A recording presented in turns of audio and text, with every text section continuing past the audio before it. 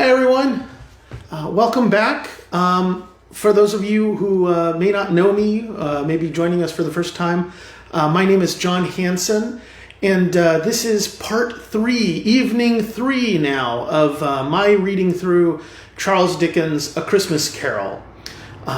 This has always been a favorite story of mine. I've always liked coming back to it this time of year, and as good as so many of the adaptations are of this, there's something about the original that just is, really great. A lot of the stuff that I think is the best parts is in the narration, which, it's hard to get into an adaptation. I thought this year of all years would be a good one to invite you all along on my revisit of this. And so last night when we left Scrooge, he had been visited by the ghost of Christmas past, which had shown him some of the bad choices he made as a young man, and showed him also kind of the guy he used to be before he became the wretched, miserly old man that we met in the first part. And so now we left him back in his bedroom, waiting for the appearance of the second spirit. So we are a little low tech here. Please excuse the traffic noise outside. And we've had cameos now from both of my little dogs in previous episodes. So I don't see any of them around right now, but they may show up again. Please forgive it.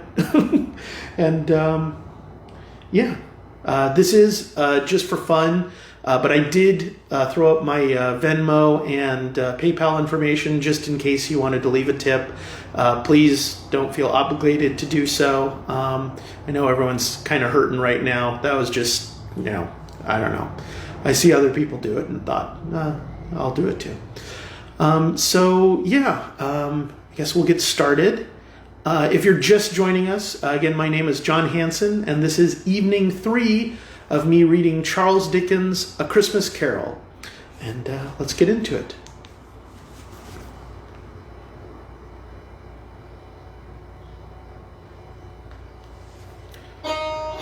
Stave III, the second of the three spirits. Awaking in the middle of a prodigiously tough snore, and sitting up in bed to get his thoughts together, Scrooge had no occasion to be told that the bell was again upon the stroke of 1. He felt that he was restored to consciousness in the right nick of time for the especial purpose of holding a conference with the second messenger dispatched to him through Jacob Marley's intervention. But finding that he turned uncomfortably cold when he began to wonder which of his curtains this new spectre would draw back, he put them every one aside with his own hands, and lying down again, established a sharp lookout all round the bed, for he wished to challenge the spirit on the moment of its appearance, and did not wish to be taken by surprise and made nervous.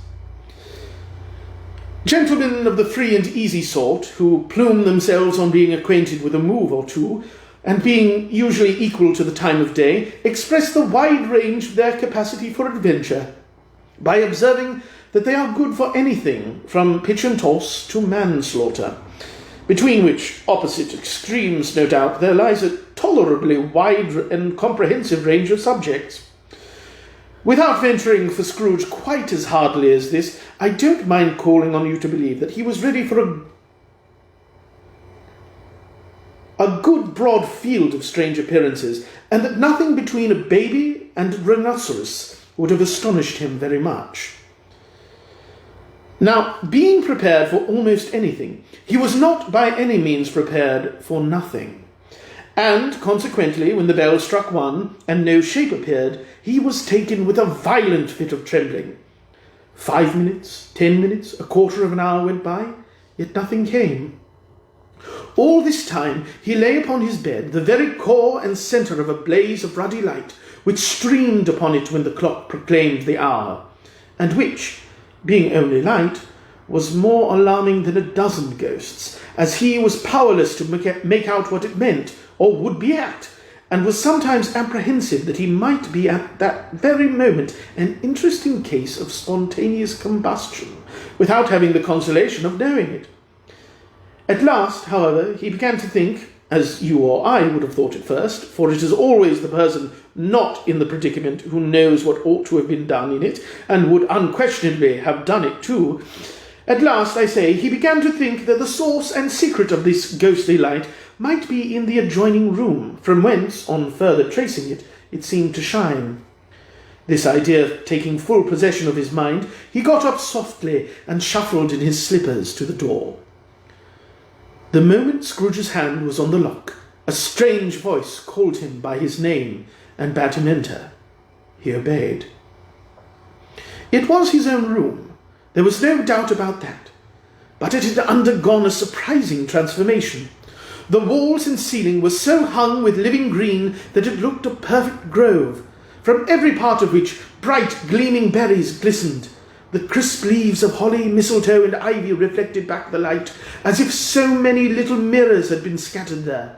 And such a mighty blaze went roaring up the chimney as that dull petrification of a hearth had never known in Scrooge's time, or Marley's, or for many and many a winter season gone. Heaped up on the floor to form a kind of throne were turkeys, geese, game, poultry, brawn, great joints of meat, sucking pigs, long wreaths of sausages, mince pies, plum puddings, barrels of oysters, red-hot chestnuts, cherry-cheeked apples, juicy oranges, luscious pears, immense twelfth cakes, and seething bowls of punch that made the chamber dim with their delicious steam. In easy state upon this couch there sat a jolly giant, glorious to see, who bore a glowing torch in shape not unlike Plenty's horn, and held it up, high up, to shed its light on Scrooge as he came peeping round the door. "Come in!" exclaimed the ghost. "Come in and know me better, man!" Scrooge entered timidly and hung his head before this spirit. He was not the dogged Scrooge he had been, and though the spirit's eyes were clear and kind, he did not like to meet them. "I am the ghost of Christmas present," said the spirit. "Look upon me." Scrooge reverently did so. It was clothed in one simple green robe or mantle, bordered with white fur. This garment hung so loosely on the figure that its capacious breast was bare, as if disdaining to be warded or concealed by any artifice. Its feet, observable beneath the ample folds of the garment, were also bare, and on its head it wore no other covering than a holly wreath, set here and there with shining icicles. Its dark brown curls were long and free as its genial face, its sparkling eye, its open hand, its cheery voice, its unconstrained demeanour, and its joyful air. Girded round its middle was an antique scabbard, but no sword was in it, and the ancient sheath was eaten up with rust. "You have never seen the like of me before," exclaimed the spirit. "Never," Scrooge made to answer it. "Have never walked forth with the younger members of my family, meaning, for I am very young, my elder brothers born in these later years?" pursued the phantom. "I don't think I have," said Scrooge. "I'm afraid I have not. Have you had many brothers, spirit?" "More than 1,800, said the ghost. "A tremendous family to provide for," muttered Scrooge. The ghost of Christmas present rose. "Spirit," said Scrooge submissively, "conduct me where you will. I went forth last night on compulsion, and I learnt a lesson which is working now. Tonight, if you have aught to teach me, let me profit by it." "Touch my robe!" Scrooge did as he was told, and held it fast.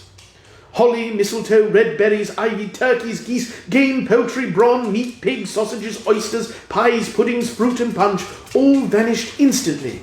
So did the room, the fire, the ruddy glow, the hour of night, and they stood in the city streets on Christmas morning, where, for the weather was severe, the people made a rough but brisk and not unpleasant kind of music, in scraping the snow from the pavement in front of their dwellings, and from the tops of their houses, whence it was mad delight to the boys to see it come plumping down into the road below, and splitting into artificial little snowstorms.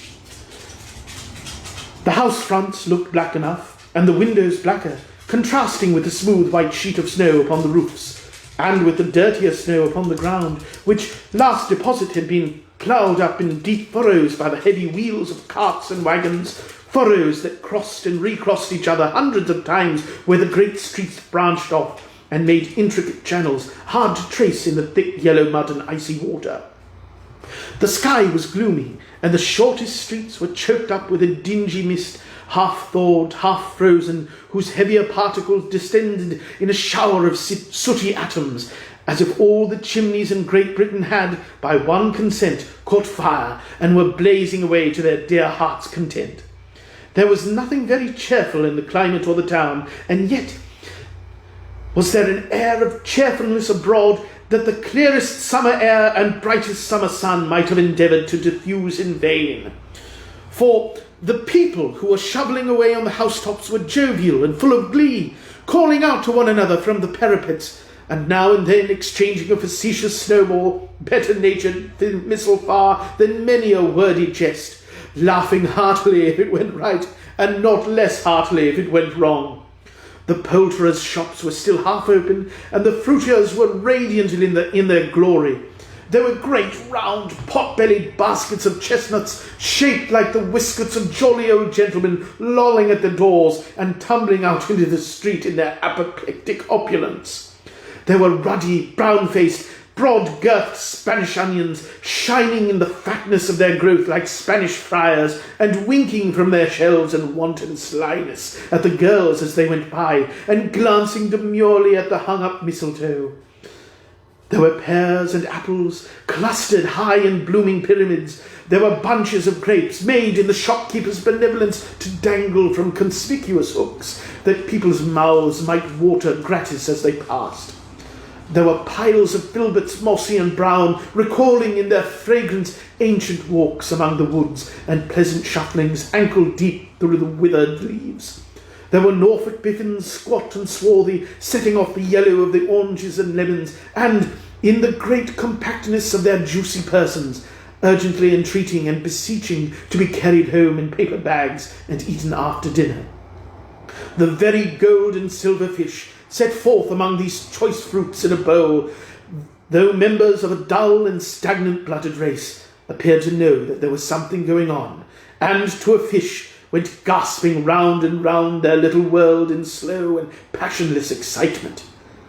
The grocers, nearly closed, with perhaps 2 shutters down or 1, but through those gaps such glimpses. It was not alone that the scales descending on the counter made a merry sound, or that the twine and roller parted company so briskly, or that the canisters were rattled up and down like juggling tricks, or even that the blended scents of tea and coffee were so grateful to the nose, or even that the raisins were so plentiful and rare, and almonds so extremely white, the sticks of cinnamon so long and straight, the other spices so delicious, the candied fruits so caked and spotted with molten sugar as to make the coldest lookers-on feel faint and subsequently bilious. Nor was it that the figs were moist and pulpy, or that the French plums blushed in modest tartness from their highly decorated boxes, or that everything was good to eat and in its crispest dress. But the customers were all so hurried and so eager in the hopeful promise of the day that they tumbled up against each other at the door, crashing their wicker baskets wildly, and left their purchases upon the counter and came running back to fetch them, and committed hundreds of the like mistakes in the best humour possible, while the grocer and his people were so frank and fresh that the polished hearts with which they fastened their aprons behind might have been their own, worn outside for general inspection and for Christmas doors to peck at if they chose. But soon the steeples called good people all to church and chapel, and away they came, flocking through the streets in their best clothes and with their gayest faces. And at the same time there emerged from scores of by-streets, lanes, and nameless turnings innumerable people carrying their dinners to the bakers' shops. The sight of these poor revellers appeared to interest the spirit very much, for he stood with Scrooge beside him in a baker's doorway, and taking off the covers as their bearers passed, sprinkled incense on their dinners from his torch. And it was a very uncommon kind of torch, for once or twice, when there were angry words between some dinner carriers who had jostled each other, he shed a few drops of water on them from it, and their good humour was restored directly. For they said it was a shame to quarrel upon Christmas Day. And so it was. God love it, so it was. In time the bells ceased, and the bakers were shut up, and yet there was a genial shadowing forth of all these dinners and the progress of their cooking in the thawed blotch of wet above each baker's oven, where the pavement smoked as if its stones were cooking too. "Is there a particular flavour in what you sprinkle from your torch?" asked Scrooge. "There is, my own." "Would it apply to any kind of dinner on this day?" asked Scrooge. "To any kindly given? To a poor one most?" "Why to a poor one most?" asked Scrooge. "Because it needs it most." "Spirit," said Scrooge, after a moment's thought, "I wonder you, of all the beings in the many worlds about us, should desire to cramp these people's opportunities of innocent enjoyment." "I?" cried the spirit. "You deprive them of their means of dining every seventh day, often the only day on which they can be said to dine at all," said Scrooge. "Wouldn't you?" "I?" cried the spirit. "You seek to close these places on the seventh day," said Scrooge, "and it comes to the same thing." "I seek," exclaimed the spirit. "Forgive me if I am wrong, it has been done in your name, or at least in that of your family," said Scrooge. "There are some upon this earth of yours," returned the spirit. "There are some upon this earth of yours," returned the spirit, "who lay claim to know us, and who do their deeds of passion, pride, ill will, hatred, envy, bigotry, and selfishness in our name, who are as strange to us and all our kith and kin as if they had never lived. Remember that, and charge their doings on themselves, not us." Scrooge promised that he would, and they went on, invisible as they had been before, into the suburbs of the town. It was a remarkable quality of the ghost, which Scrooge had observed at the baker's, that notwithstanding his gigantic size, he could accommodate himself to any place with ease, and that he stood beneath a low roof quite as gracefully and like a supernatural creature as it was possible he could have done in any lofty hall. And perhaps it was the pleasure the good spirit had in showing off this power of his, or else it was his own kind, generous, hearty nature, and his sympathy with all poor men, that led him straight to Scrooge's clerk's. For there he went, and took Scrooge with him, holding to his robe. And on the threshold of the door the spirit smiled, and stopped to bless Bob Cratchit's dwelling with the sprinkling of his torch. Think of that. Bob had but 15 bob a week himself. He pocketed on Saturdays but 15 copies of his Christian name, and yet the ghost of Christmas present blessed his 4-roomed house. Then rose up Mrs. Cratchit, Cratchit's wife, dressed out but poorly in a twice-turned gown, but brave in ribbons, which are cheap and make a goodly show for sixpence. And she laid the cloth, assisted by Belinda Cratchit, second of her daughters, also brave in ribbons, while Master Peter Cratchit plunged a fork into the saucepan of potatoes, and getting the corners of his monstrous shirt-collar, Bob's private property conferred upon his son and heir in honour of the day, into his mouth, rejoiced to find himself so gallantly attired, and yearned to show his linen in the fashionable parks. And now 2 smaller Cratchits, boy and girl, came tearing in, screaming that outside the baker's they had smelt the goose and known it for their own. And basking in luxurious thoughts of sage and onion, these young Cratchits danced about the table and exalted Master Peter Cratchit to the skies, while he, not proud, although his colours nearly choked him, blew the fire until the slow potatoes bubbling up knocked loudly at the saucepan lid to be let out and peeled. "What has ever got your precious father, then?" said Mrs. Cratchit, "and your brother Tiny Tim? And Martha warn't as late last Christmas by half an hour." "Here's Martha, mother," said a girl, appearing as she spoke. "Here's Martha, mother," cried the 2 young Cratchits. "Hurrah, there's such a goose, Martha!" "Why, bless your heart alive, my dear, how late you are!" said Mrs. Cratchit, kissing her a dozen times and taking off her shawl and bonnet for her with a vicious seal. "We'd a deal of work to finish up late last night," replied the girl, "and had to clear away this morning, mother." "Well, never mind so long as you are come," said Mrs. Cratchit. "Sit ye down before the fire, my dear, and have a warm, Lord bless ye." "No, there's father coming," cried the 2 young Cratchits, who were everywhere at once. "Hide, Martha, hide!" So Martha hid herself, and in came little Bob, the father, with at least 3 feet of comforter exclusive of the fringe, hanging down before him, and his threadbare clothes darned up and brushed to look seasonable, and Tiny Tim upon his shoulder. Alas for Tiny Tim! He bore a little crutch, and had his limbs supported by an iron frame. "Why, where's our Martha?" cried Bob Cratchit, looking round. "Not coming," said Mrs. Cratchit. "Not coming?" said Bob, with a sudden declension in his high spirits, for he had been Tim's blood horse all the way from church, and had come home rampant. "Not coming upon Christmas Day?" Martha didn't like to see him disappointed, if it were only in joke, so she came out prematurely from behind the closet door and ran into his arms, while the 2 young Cratchits hustled Tiny Tim and bore him off into the wash-house, that he might hear the pudding singing in the copper. "And how did little Tim behave?"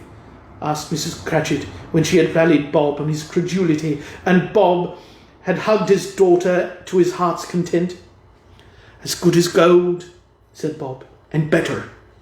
Somehow he gets thoughtful, sitting by himself so much, and thinks the strangest things you ever heard. He told me, coming home, that he hoped the people saw him in the church because he was a cripple, and it might be pleasant to him to remember upon Christmas Day who made lame beggars walk and blind men see." Bob's voice was tremulous when he told them this, and trembled more when he saw that Tiny Tim was growing, when he said that Tiny Tim was growing strong and hearty. His active little crutch was heard upon the floor, and back came Tiny Tim before another word was spoken, escorted by his brother and sister to his stool before the fire. And while Bob, turning up his cuffs, as if, poor fellow, they were capable of being made more shabby, compounded some hot mixture in a jug with gin and lemons, and stirred it round and round, and put it on the hob to simmer, Master Peter and the 2 ubiquitous young Cratchits went to fetch the goose, with which they soon returned in high procession. Such a bustle ensued that you might have thought a goose the rarest of all birds, a feathered phenomenon to which a black swan was a matter of course, and in truth it was something very like it in that house.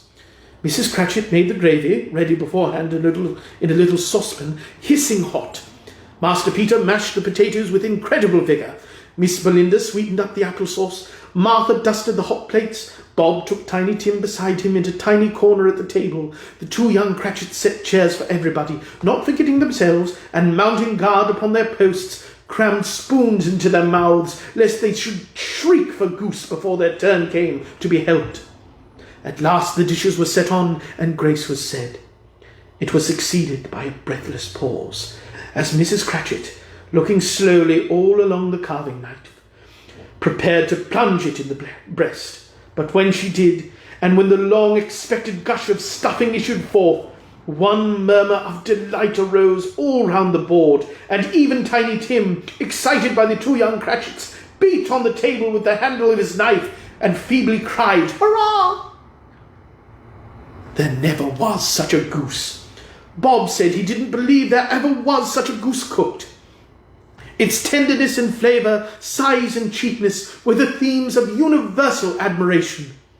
Eked out by applesauce and mashed potatoes, it was a sufficient dinner for the whole family.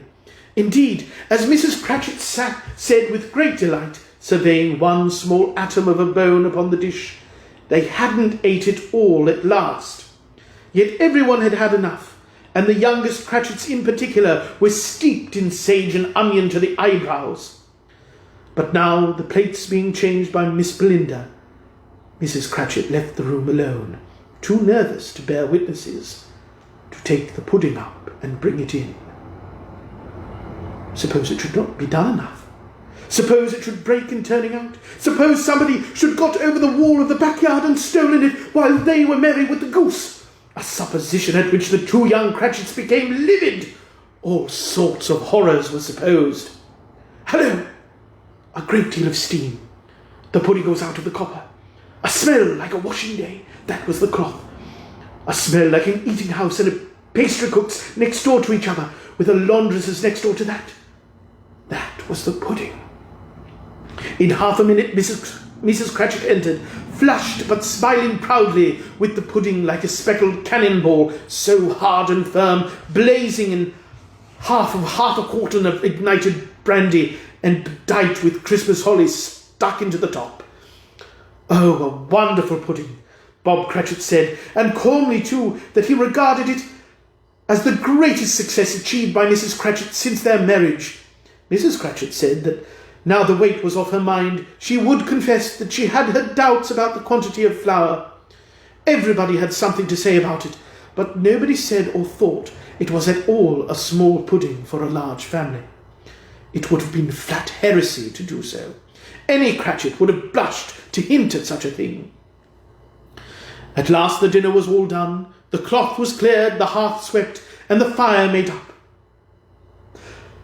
The compound in the jug being tasted and considered perfect, apples and oranges were put upon the table, and a shovelful of chestnuts on the fire. Then all the Cratchit family drew round the hearth, in what Bob Cratchit called a circle, meaning half a one, and at Bob Cratchit's elbow stood the family display of glass, 2 tumblers and a custard cup without a handle. These held the hot stuff from the jug, however, as well as golden goblets would have done, and Bob served it out with beaming looks, while the chestnuts on the fire sputtered and cracked noisily. Then Bob proposed, "A Merry Christmas to us all, my dears. God bless us," which all the family re-echoed. "God bless us, everyone," said Tiny Tim, the last of all. He sat very close to his father's side upon his little stool. Bob held his withered little hand in his, as if he loved the child, and wished to keep him by his side, and dreaded that he might be taken from him. "Spirit," said Scrooge, with an interest he had never felt before, "tell me if Tiny Tim will live." "I see a vacant seat," replied the ghost, "in the poor chimney corner, and a crutch without an owner, carefully preserved. If these shadows remain unaltered by the future, the child will die." "No," said Scrooge. "Oh, no, kind spirit, say he will be spared." "If these shadows remain unaltered by the future, none other of my race," returned the ghost, "will find him here." "What then? If he be like to die, he had better do it, and decrease the surplus population." Scrooge hung his head to hear his own words quoted by the spirit, and was overcome with penitence and grief. "Man," said the ghost, "if man you be not adamant, forbear that wicked cant until you have learned what the surplus is, and where it is. Will you decide what men shall live, what men shall die? It may be in the sight of heaven you are more worthless and less fit to live than millions like this poor man's child. Oh God, to hear the insect on the leaf pronouncing on the too much life among his hungry brothers in the dust. Scrooge bent before the ghost's rebuke, and trembling cast his eyes upon the ground. But he raised them speedily on hearing his own name. "Mr. Scrooge," said Bob. "I'll give you Mr. Scrooge, the founder of the feast." "The founder of the feast, indeed!" cried Mrs. Cratchit, reddening. "I wish I had him here. I'd give him a piece of my mind to feast upon, and I hope he'd have a good appetite for it." "My dear," said Bob, "the children, Christmas Day." "It should be Christmas Day, I'm sure," said she, "on which one drinks the health of such an odious, stingy, hard, unfeeling man as Mr. Scrooge. You know he is, Robert. Nobody knows it better than you do, poor fellow." "My dear," was Bob's mild answer, "Christmas Day." "I'll drink his health for your sake and the day's," said Mrs. Cratchit, "not for his. Long life to him. A Merry Christmas and an Happy New Year. He'll be very merry and very happy, I have no doubt." The children drank the toast after her. It was the first of their proceedings which had no heartiness. Tiny Tim drank it last of all, but he didn't care twopence for it. Scrooge was the ogre of the family. The mention of his name cast a dark shadow in the party, which was not dispelled for full 5 minutes. After it had passed away, they were 10 times merrier than before, from the mere relief of Scrooge the Baleful being done with. Bob Cratchit told them how he had a situation in his eye for Master Peter, which would bring in, if obtained, full 5 and 6pence weekly. The 2 young Cratchits laughed tremendously at the idea of Peter's being a man of business, and Peter himself looked thoughtfully at the fire from between his collars, as if he were deliberating what particular investments he should favour when he came into the receipt of that bewildering income. Martha, who was a poor apprentice at a milliner's, then told them what kind of work she had to do, and how many hours she worked at a stretch, and how she meant to lie abed tomorrow morning for a good long rest, tomorrow being a holiday she passed at home. Also, how she had seen a countess and a lord some days before, and how the lord was much about as tall as Peter, at which Peter pulled up his collars so high that you couldn't have seen his head if you had been there. And all this time the chestnuts and the jug went round, and by they had a song about a lost child travelling in the snow from Tiny Tim, who had a plaintive little voice, and sang it very well indeed. There was nothing of high mark in this. They were not a handsome family. They were not well dressed. Their shoes were far from being waterproof. Their clothes were scanty, and Peter might have known, and very likely did, the inside of a pawnbroker's. But they were happy, grateful, pleased with one another, and contented with the time. And when they faded, and looked happier yet in the bright sprinklings of the spirit's torch at parting, Scrooge had his eye upon them, and especially on Tiny Tim, until the last. By this time it was getting dark, and snowing pretty heavily, and as Scrooge and the spirit went along the streets, the brightness of the roaring fires in kitchens, parlours, and all sorts of rooms was wonderful. Here the flickering of the blaze showed preparations for a cosy dinner, with hot plates baking through and through before the fire, and deep red curtains ready to be drawn to shut out cold and darkness. There all the children of the house were running out into the snow to meet their married sisters, brothers, cousins, uncles, aunts, and be the first to greet them. Here again were shadows in the window blind of guests assembling, and there a group of handsome girls, all hooded and fur-booted, and all chattering at once, tripped lightly off to some near neighbour's house, where, woe upon the single man who saw them enter, artful witches, well they knew it, in a glow. But if you had judged from the numbers of people on their way to friendly gatherings, you might have thought that no one was at home to give them welcome when they got there, instead of every house expecting company and piling up its fires up chimney high. Blessings on it, how the ghost exulted, how it bared its breath of breast, and opened its capacious palm, and floated on, outpouring with a generous hand its bright and harmless mirth on everything within its reach. The very lamplighter who ran on before, dotting the dusky street with specks of light, and who was dressed to spend the evening somewhere, laughed out loudly as the spirit passed, and though little kenned the lamplighter that he had any company but Christmas. And now, without a word of warning from the spirit, they stood upon a bleak and desert moor, where monstrous masses of rude stone were cast about, as though it were the burial place of giants, and water spread itself wheresoever it listed, or would have done so, but for the frost that held it prisoner. And nothing grew but moss and furze, and coarse rank grass. Down in the west, the setting sun had left a streak of fiery red, which glared upon the desolation for an instant like a sullen eye, and frowning lower, lower, lower yet, was lost in the thick gloom of darkest night. "What place is this?" asked Scrooge. "A place where miners live, who labour in the bowels of the earth," returned the spirit. "But they know me. See!" A light shone from the window of a hut, and swiftly they advanced towards it. Passing through the wall of mud and stone, they found a cheerful company assembled around a glowing fire. An old man and woman, with their children and their children's children, and another generation beyond that, all decked out gaily in their holiday attire. The old man, in a voice that seldom rose above the howling of the wind upon the barren waste, was singing them a Christmas song. It had been a very old song when he was a boy, and from time to time they all joined in the chorus. So surely as they raised their voices, the old man got quite blithe and loud, and so surely as they stopped, his vigour sank again. The spirit did not tarry here, but bade Scrooge hold his robe, and passing on above the moor, sped whither? Not to see. To see!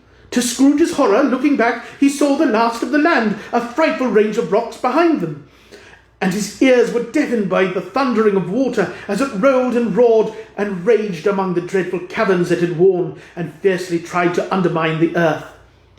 Built upon a dismal reef of sunken rocks, some league or so from shore, on which the waters chafed and dashed the wild deer through, there stood a solitary lighthouse. Great heaps of seaweed clung to its base, and storm birds, born of the wind, one might suppose, as seaweed of the water, rose and fell about it, like the waves they skimmed. But even here, two men who watched the light had made a fire, that through the loophole in the thick stone wall shed out a ray of brightness on the awful sea. Joining their horny hands over the rough table at which they sat, they wished each other Merry Christmas in their can of grog, and one of them, the elder too, with his face all damaged and scarred with hard weather, as the figurehead of an old ship might be, struck up a sturdy song that was like a gale in itself. Again the spirit sped on, above the black and heaving sea, on, until being far away, as he told Scrooge, from any shore, they lighted on a ship. They stood beside the helmsman at the wheel, the lookout in the bow, the officers who had the watch, dark, ghostly figures in their several stations. But every man hummed a Christmas tune, or had a Christmas thought, or spoke below his breath to his companion of some bygone Christmas day, with homeward hopes belonging to it. And every man on board, waking or sleeping, good or bad, had had a kinder word for another on that day than on any day in the year, and had shared to some extent in its festivities, and had remembered those he cared for at a distance, and had known that they delighted to remember him. It was a great surprise to Scrooge, while listening to the moaning of the wind, and thinking what a solemn thing it was to move through the lonely darkness over an unknown abyss, whose depths were secrets as profound as death. It was as great a surprise to Scrooge, while thus engaged, to hear a hearty laugh. It was a much greater surprise to Scrooge to recognise it as his own nephew's, and to find himself in a bright, dry, gleaming room, with his spirit standing smiling by his side, and looking at that same nephew with approving affability. "Ha ha!" laughed Scrooge's nephew. "Ha ha ha ha! If you should happen by any unlikely chance to know a man more blessed in a laugh than Scrooge's nephew, all I can say is, I should like to know him too. Introduce him to me, and I'll cultivate his acquaintance. It is a fair even-handed, noble adjustment of things, that while there is infection in disease and sorrow, there is nothing in the world so irresistibly contagious as laughter and good humour. When Scrooge's nephew laughed in this way, holding his sides, rolling his head, and twisting his face into the most extravagant contortions, Scrooge's niece by marriage laughed as heartily as he, and their assembled friends, being not a bit behindhand, roared out lustily,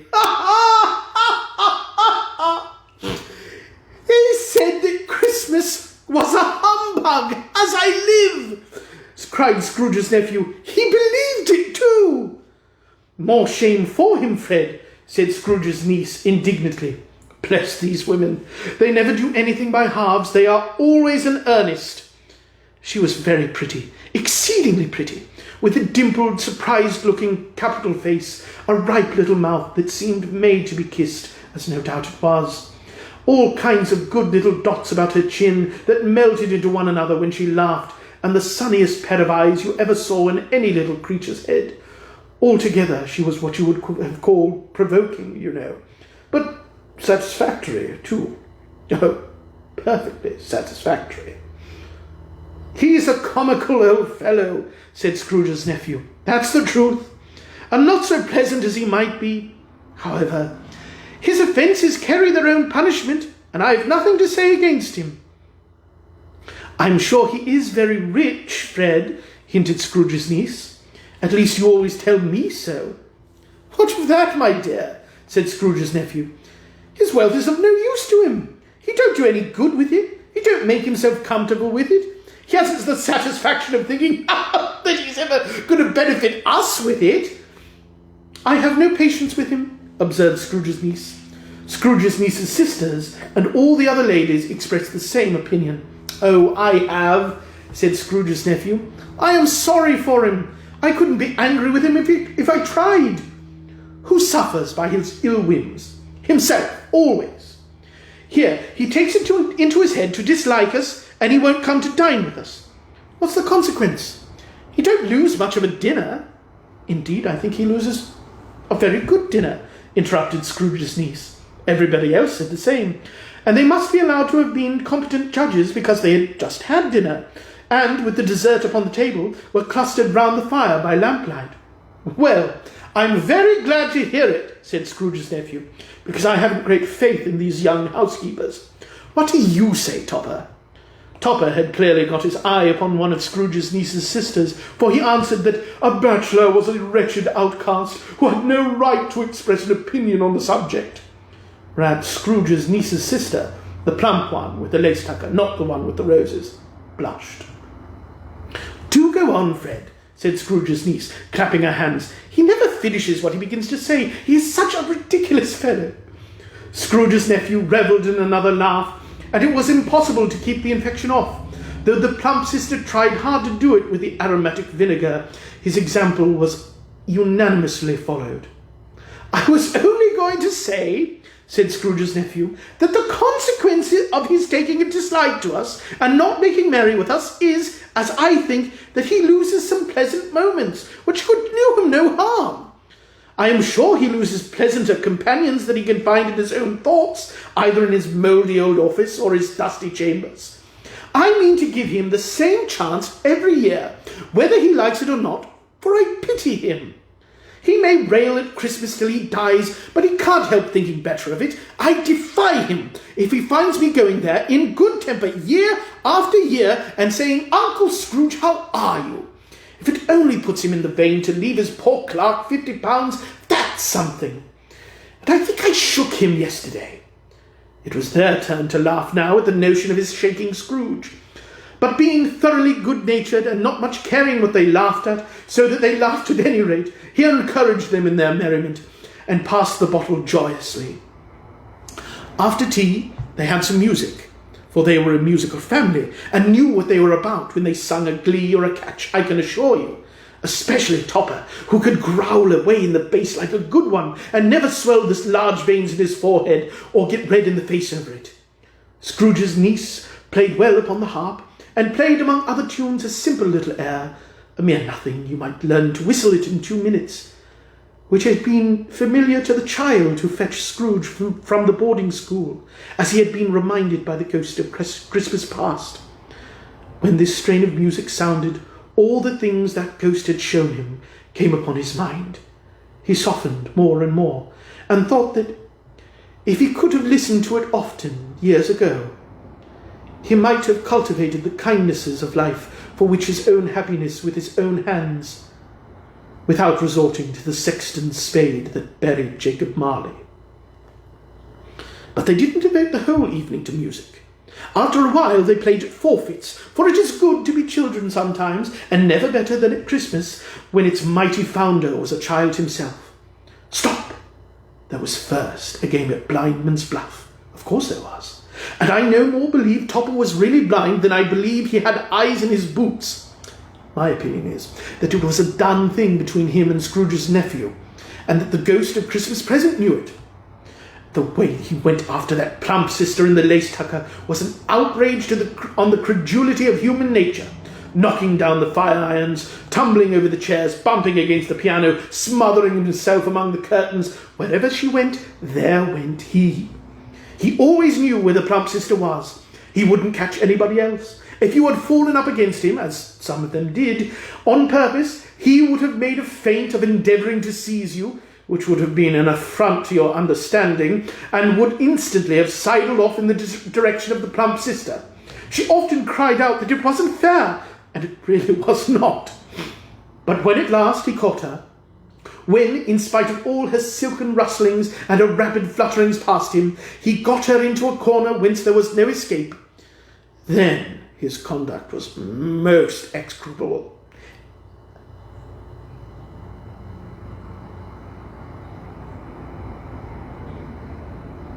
For his pretending not to know her, his pretending that it was necessary to touch her headdress, and further to assure himself of her identity by pressing a certain ring upon her finger and a certain chain about her neck, was vile, monstrous.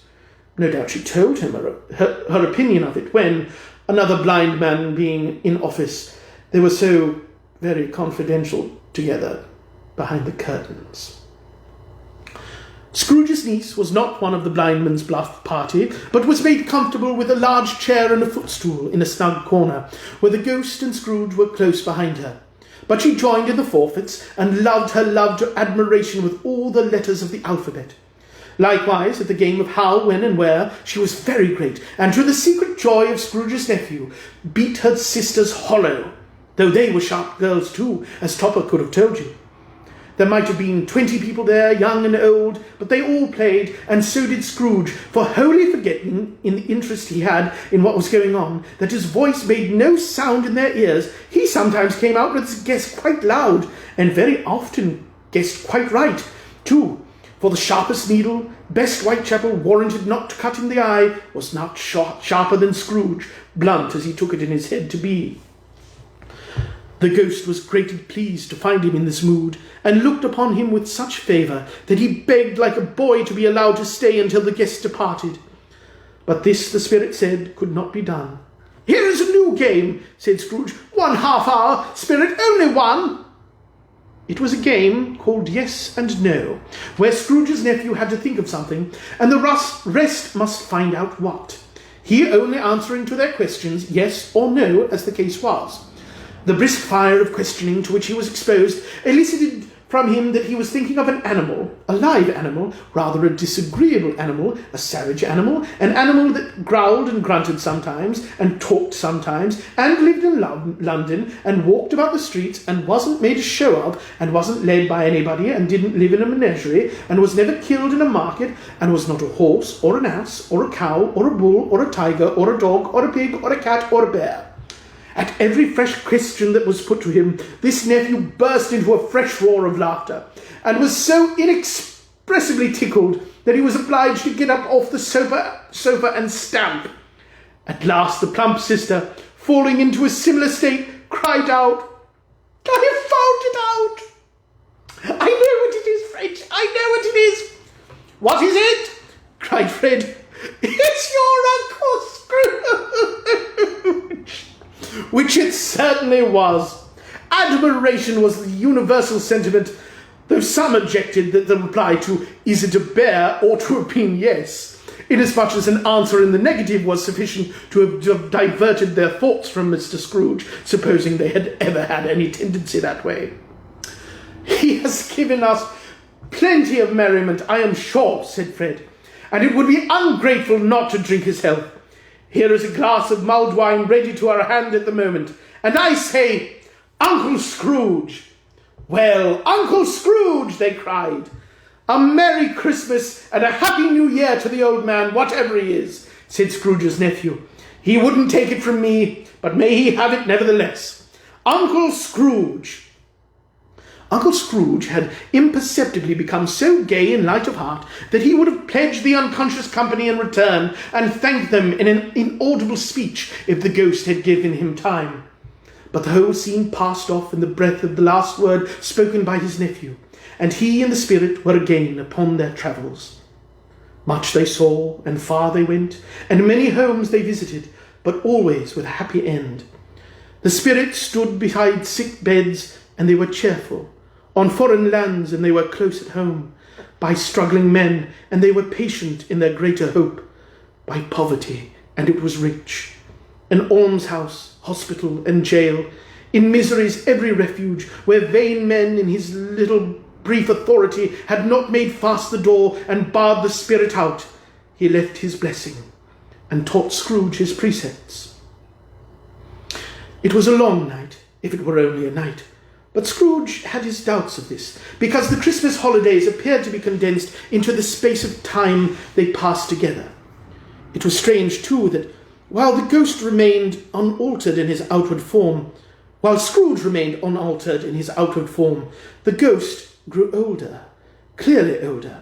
Scrooge had observed this change, but never spoke of it until they left a children's 12th night party, when, looking at the spirit as they stood together in an open place, he noticed that its hair was grey. "Are spirits' lives so short?" asked Scrooge. "My life upon this globe is very brief," replied the ghost. "It ends tonight." "Tonight?" cried Scrooge. "Tonight at midnight. Hark! The time is drawing near." The chimes were ringing the 11:15 at that moment.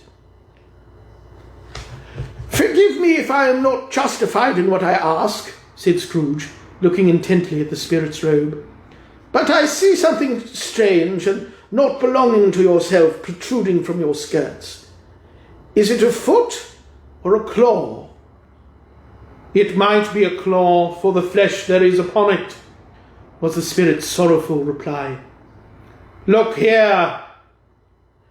From the foldings of its robe it brought 2 children. Wretched, abject, frightful, hideous, miserable. They knelt down at its feet and clung upon the outside of its garment. "Oh, man, look here! Look down here!" exclaimed the ghost. They were a boy and girl, yellow, meagre, ragged, scowling, wolfish, but prostrate, too, in their humility. Where graceful youth should have filled their features out and touched them with its freshest tints, a stale and shriveled hand, like that of age, had pinched and twisted them and pulled them into shreds. Where angels might have sat enthroned, devils lurked and glared out menacing. No change, no degradation, no perversion of humanity in any grade through all the mysteries of wonderful creation has monsters half so horrible and dread. Scrooge started back, appalled. Having them shown to him in this way, he tried to say that they were fine children, but the words choked themselves, rather than be parties to a lie of such enormous magnitude. "Spirit, are they yours?" Scrooge could say no more. "They are man's," said the spirit, looking down upon them, "and they cling to me, appealing from their fathers. This boy is ignorance, this girl is want. Beware them both, and all of their degree, but most of all beware this boy, For on his brow I see that written which is doom, unless the writing be erased. Deny it, cried the spirit, stretching out its hand toward the city. Slander those who tell it ye. Admit it for your factious purpose, and make it worse, and bide the end. Have they no refuge or resource? Cried Scrooge.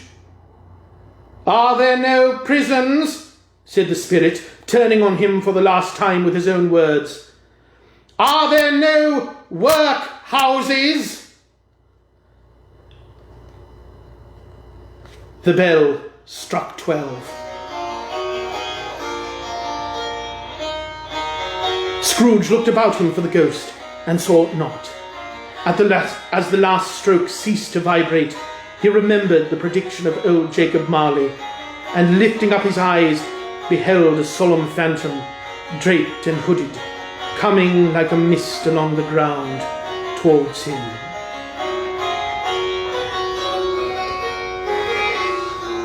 And that's where we'll leave it for this evening. Kind of a cliffhanger tonight, sorry. Oh, whew. Sorry about the all of the dog cameos. That was more than the last couple nights. He's getting curious, I think. But yes, if you joined us partway through, my name is John Hansen, and this was evening 3 of my reading through Charles Dickens' A Christmas Carol. Thanks so much for joining me tonight. Be sure to tune in again tomorrow night, 7:30 p.m. Pacific Standard Time. That's 3:30 a.m. GMT. And I'll be reading part 4. That'll be a double feature, Staves 4 and 5. And that'll get us to the end of the story. So again, thank you so much for spending this evening with me. And I hope to see you again tomorrow night. And have a great rest of your evening. And good night. Thanks.